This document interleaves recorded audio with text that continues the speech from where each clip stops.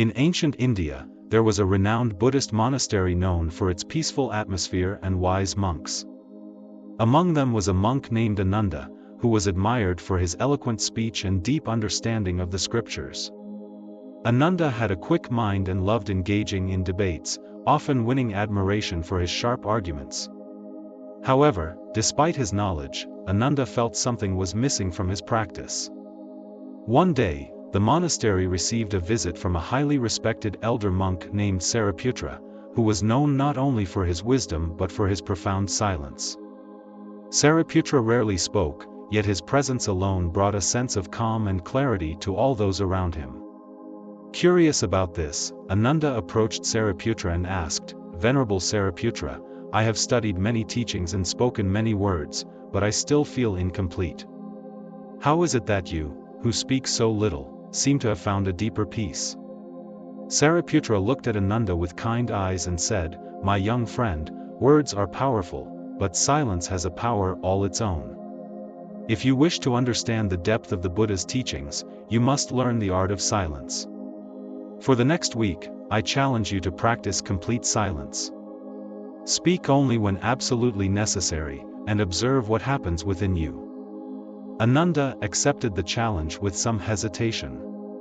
At first, he found it difficult to keep silent, especially during the lively discussions among the monks. His mind raced with thoughts and arguments he wanted to share, but he held back, remembering Sariputra's advice.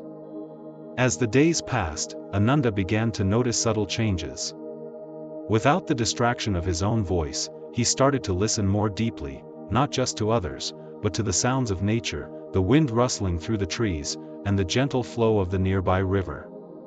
He became more aware of his own thoughts and emotions, noticing how often his mind jumped from one idea to another. By the end of the week, Ananda's mind had grown quieter, and a sense of inner peace began to settle in. He realized that in the silence, he could observe his thoughts without being carried away by them. This allowed him to see things more clearly, and he felt more connected to the present moment than ever before. On the seventh day, Ananda approached Sariputra once again. "Venerable Sariputra," he said softly, "I understand now.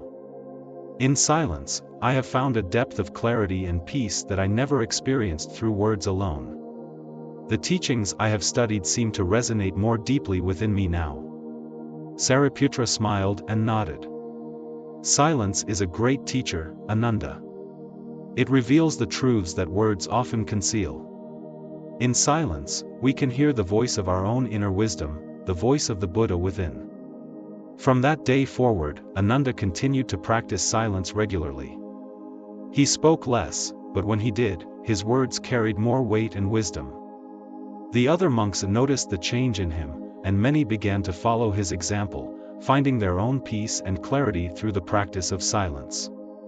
Ananda learned that while words can convey knowledge, silence opens the door to deeper understanding. It is in silence that the mind becomes still, allowing the heart to speak and the truth to be revealed. Moral of the story: silence is a powerful tool for self-discovery and inner peace. By quieting the mind and refraining from unnecessary speech, we create space for deeper insights and true wisdom to emerge. In the stillness of silence, we connect with our inner selves and the world around us in a more meaningful way.